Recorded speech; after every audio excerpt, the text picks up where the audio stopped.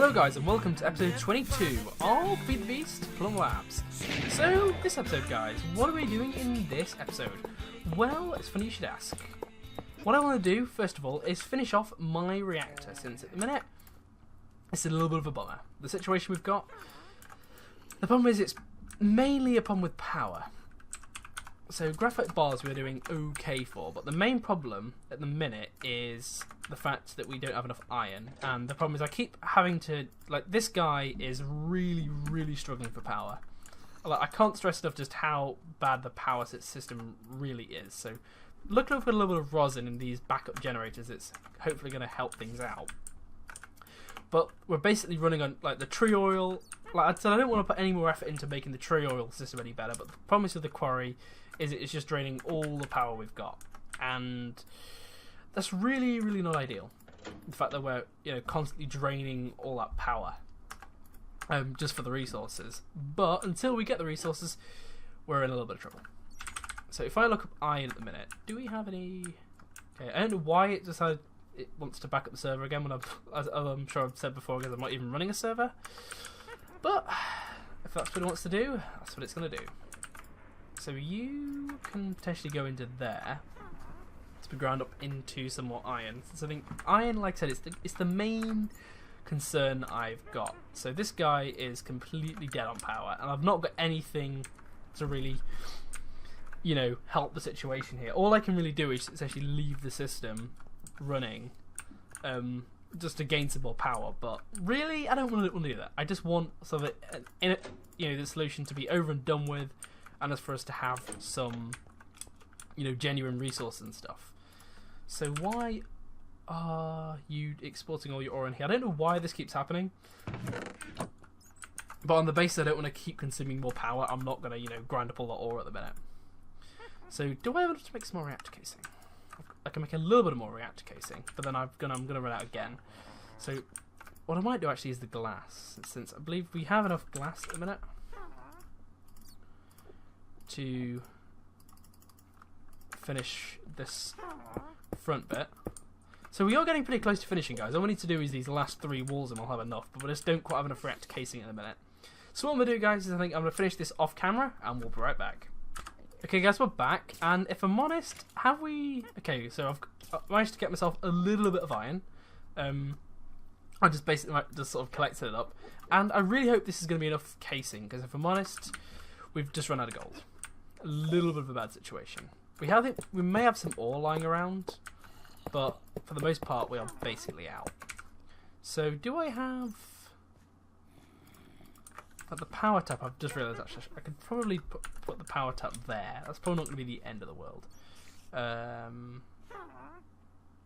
Do we have that control rod thingy? I'm just trying to decide what we have and haven't got, since I think if I look up ore, I think what I'm actually going to do is I think because we're basically out of gold, I'm going to go and stick that in there to get that pulverised up. Are you going to pulverise? Yes, you are. So you're happily going to pulverise yourself. I'd say at the minute what we are going to need is the if I set up reactor, so we've got the fuel rods, that's good. Did I make myself one of these control rod things and put it away in the system? Did I really not make one of you? I really thought I made one of you. Oh, I did I? And I just put it, I've already installed it. Derp. Derp-a-did, derp-a-did, derp. That definitely was a derp. So I'm going to stick the fuel rods down. And do I have enough to make myself... what did I just run out of? Did I just run out of the... Oh, I just ran out of the graphite bars. That is a bit of a shame. Luckily coal is something we have just a little bit of. How's the energy cell doing? Wow. Not very well. I think we're just basically creating enough power to tick everything along. Like, given that the quarry is just sucking up all that power, we are literally just having enough power just to keep everything ticking over, which is a little bit of a pain.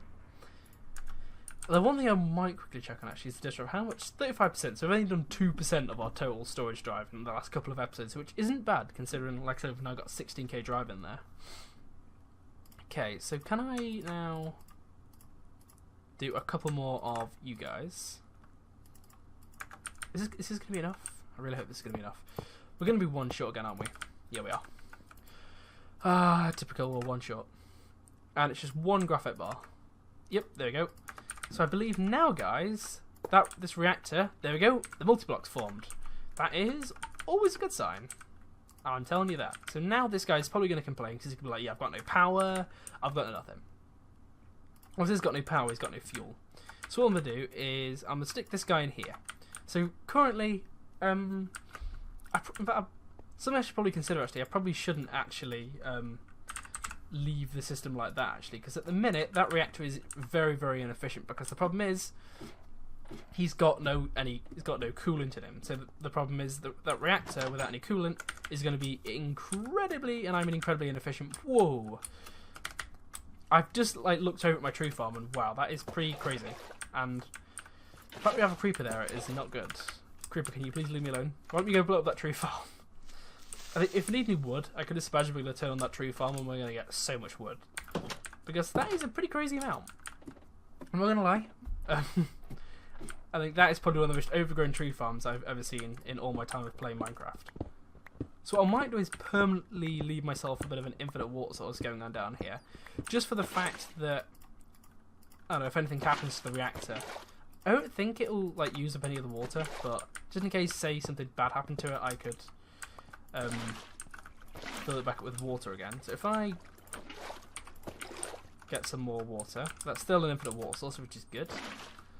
I can stick you around here, you around here, you around here. And is this guy going to form a full amount of water? I believe the water looks a little bit light around there. I'm not quite sure why, but it's scaring me a little bit. So what I'm going to do is place a water source block there. Does that fix the problem? I really hope that's fixed the problem. I know it still looks a little bit lighter there, but I'm just going to have to kind of go along with it. So what I'm going to do is I'm going to activate the reactor. Now the core heat really is not what you want. You really want the casing heat, because that's going to be the thing that's going to be producing you the power per tick. So here's the energy buffer that we're producing. It is like a really basic small reactor, and it's incredibly inefficient looking at the fact that, you know, we only have, it's like the core heat that's going up. So it's going to be burning through quite a bit of fuel. And I don't actually have anywhere for him to output his waste. So what I'm going to do is I'm just going to get him a little iron chest. And that's basically what he's going to use to then output all of his stuff. So if I turn this guy off, you know, he's got a little bit of power stored in him. I'm going to go and put all this stuff back into my refined storage system. And what I'm going to do is I'm going to get myself some flux ducts, as I'm going to need to route the power for this guy into here somehow. So I believe this is probably going to be a decent place, because this is sort of the input line. So anything here is basically just a direct power input. So I'm running quite a lot of stuff off the input line rather than running it through here. So it's probably why this guy isn't doing too well on power, because the direct power consumption is just going to these guys. So what I'm going to do is, you are an output line, most definitely. And I don't know why you're running off of there then, because I think I really need to find a better way of routing this out. Since the input line is the output line, I'm not sure how it ended up going to be this, but I think I'll just figure this out, guys, and I'll be right back. Okay, guys, I think I've got this figured out. One thing I am going to need to do, though, because I've kind of derped out, is I got the wrong power tap. Derp. Derpy, derpy, derp. And I got the Tesla one rather than the Redstone Flux one. I think I've also managed to figure out how to solve my problem with the power. So I've basically now had this be an output and this be the input, so they're now two completely separate lines. I think I've also figured out how to run this guy and run him successfully, since I think that's kind of my goal. I want to run this guy, you know, I don't want him to be a bit of a failure. So what I'm going to do is I'm going to set this guy to work like this. So it's going to be weird, but I'm going to have two separate power systems for now. So this, I'm going to basically convert this, as becomes my main kind of source of power, if you will. So my main power comes from here and goes into this guy. Why are you not outputting any power? I don't need to wrench you or anything, do I?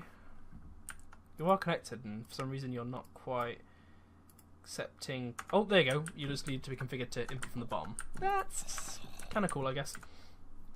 So this guy's going to be doing power. He only does 1,000 a tick, which isn't the best. I suppose. I mean, this guy does 4,000 a tick. And I suppose it will take a little bit of pressure off of our energy cell and the sort of the whole backup system at the minute. So you have not too much power inside you, I guess. And I think what I'm going to do is try and run the system a little bit better than I have been doing. So what I'm going to do is hopefully try and get this guy to output. I'm going to be like one conduit short again, aren't I? Let's get this guy JEI synchronized again.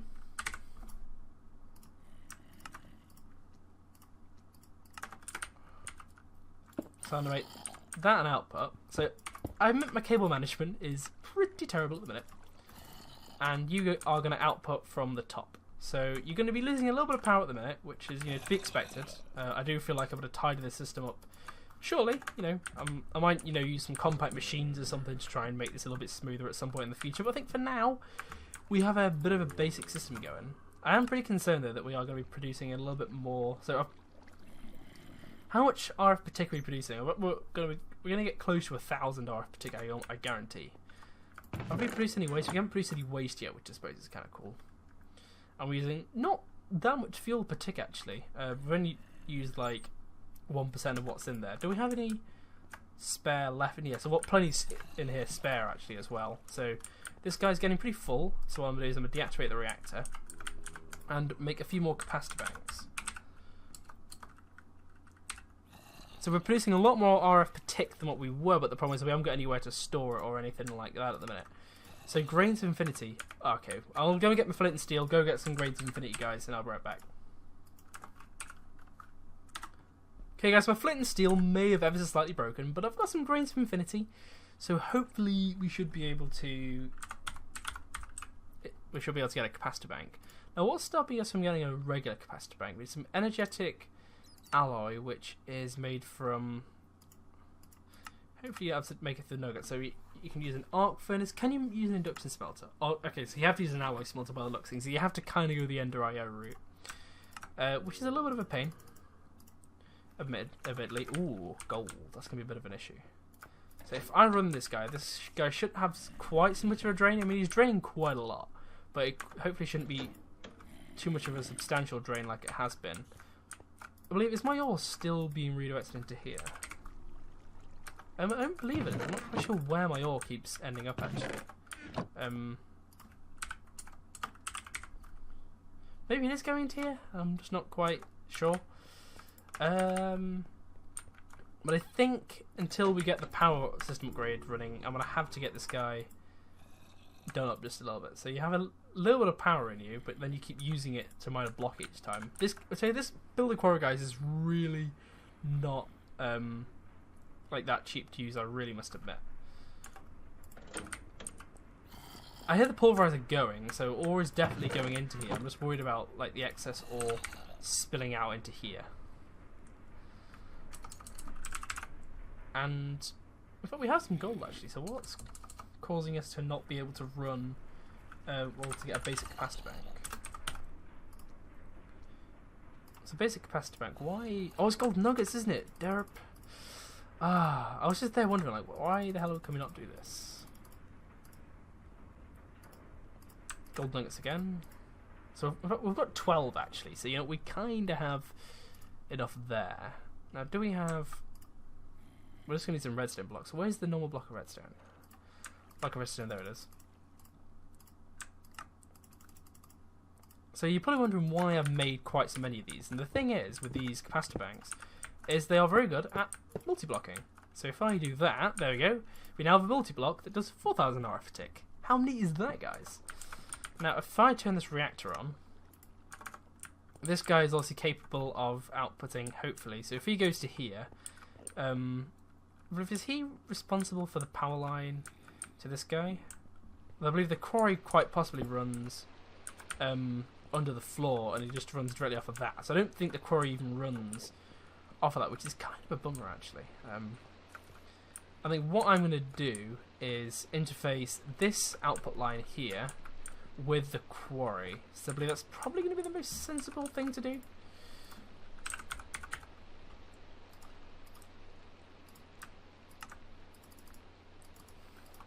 Since at the minute our main problem with the power is that it's just the quarry is still purely running off of the backup power, and I don't really want it to run off backup power, if possible, anyways.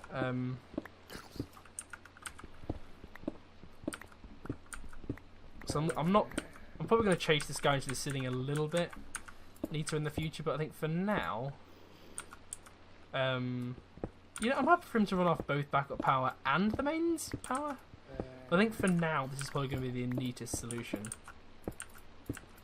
Oh, this basement is really messy. I'm almost tempted to have like the main floor of Plum Lab really neat, and then to have like the basement really scruffy. Since I think it's getting to the point now where it's going to be like really difficult for this guy to run neatly, anyways. So you're draining quite a lot of power. I believe it's mainly just to. How slowly are you draining your power?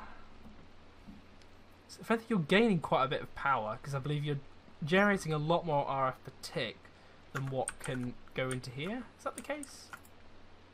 So like, you don't appear to be draining at all, actually. Is it because of our... No, you're still set to input, which is kind of baffling me why you're not inputting any power from the reactor. That is really, really confusing. If I set the output to 0... Oh, no, you are receiving the power. It just didn't... Maybe it didn't look like it was receiving the power? I don't know. No, I think maybe that was a bit of a glitch. But by the looks of things, we are now in business. We now have the power system up and running. So here we go. This guy is now at...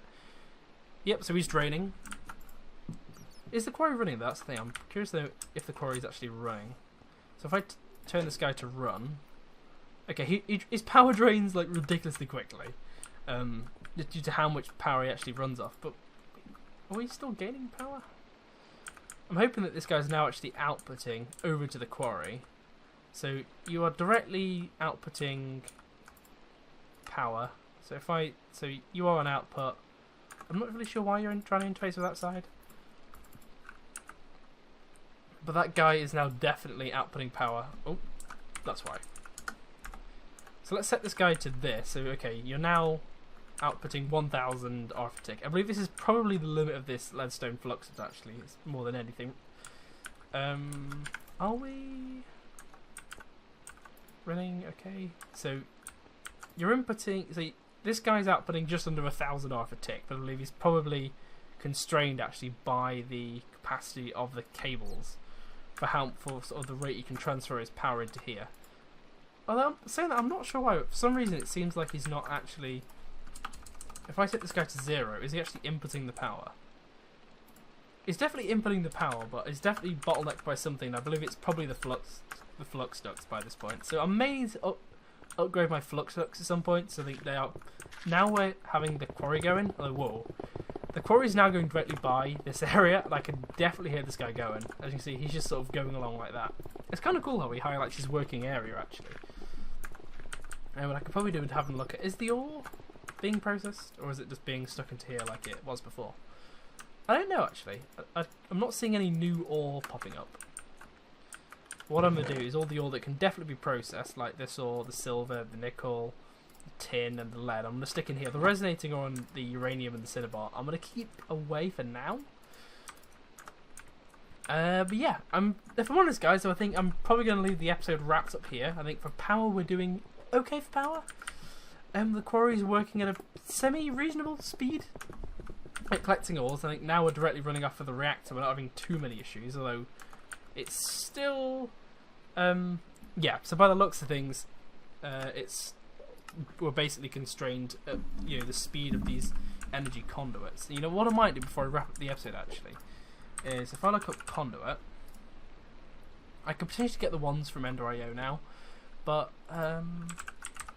I'm pretty happy with comfortable using the ones from thermal expansion. So these have a transfer rate of 1000 RF per tick.